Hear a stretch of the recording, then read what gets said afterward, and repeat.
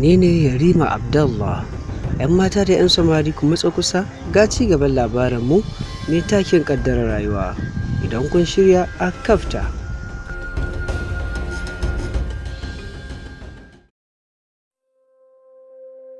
Malam Yusuf da matarsa sun shiga damuwa don ganin cewa ba su da kuɗin da za su biya domin a sako yarinyarsu. Hakan ya sa baki ɗaya hankalinsu ya tashi, suka kasa barci ko kaɗan a cikin gidansu. Gashi ba su da wasu 'yan uwa masu kuɗi bale su kira taimakon tallafi daga gare su. Haka suka ga dare, kuma haka suka ga safiya ba tare da wani abu mai muhimmanci a tattare da su ba.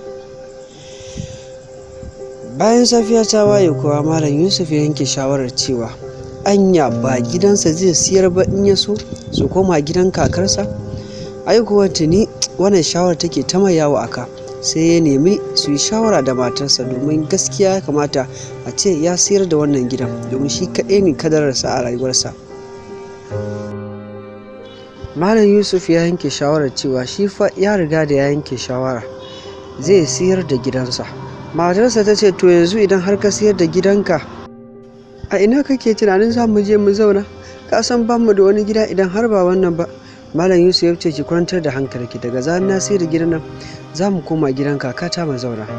Wannan shawarar da Malam Yusuf ya yanke a ganinsa ita ce shawara mafi dacewa, don haka kuwa nan take ya kirawo mai sayan gida domin ya sayar masa da gidansa.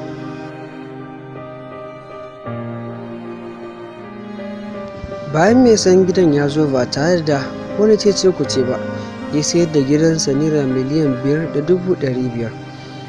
Nan take kuwa suka karɓi kuɗinsu suka fara kwashe kayan da ke cikin gidansu. Bayan sun karɓi kuɗinsu sannan kuma suka yi tafiyarsu suka bar ƙauyen. Mutanen ƙauyen sun je babu daɗi domin zaman mutunci suke yi da su. To yara da 'yan samari, bayan Umar da matarsa sun koma gidan kakarsa, ai kuwa sai ya fara faɗa mata duk abin da ya faru, domin ma ya siyar da gidansa. Shi yasa suka dawo nan domin ya biya kuɗin fansar yarinyarsa da aka umarce shi ya biya nan da sati ɗaya. Bayan Malam Yusuf ya gaya kaka duk abin da ya faru, kaka bata ce komai ba domin abin ya bata tausayi.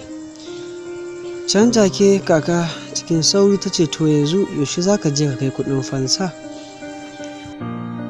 Malam Yusuf ce, ni na riga da na gama shirya komai kaka. Gobe da sassafe zan tafi na hau mota domin na je dajin da suka ce na kai musu kuɗinsu. Kaka ta ce, to yayi shi kenan. Yusuf ce, don Allah kaka ki kula min da matata har in je in dawo. Kada ki bari ta dinga shiga damuwa sosai, duk da na san cewa a halin yanzu ma tana cikin damuwa matuƙa. Sai da safe kaka. Bayan safiya ta waye, Malam Yusuf da matarsa sun yi ban kwana, sannan kuma sun yi addu'a domin Allah ya sa ya je ya dawo lafiya tare da 'yarsu. Sun yi kuka sosai, abin babu daɗi.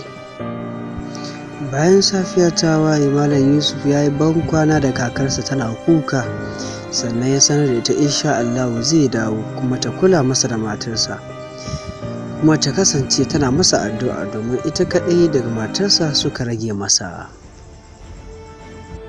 To yara, duba da yanayin lokaci a nan za mu dakata.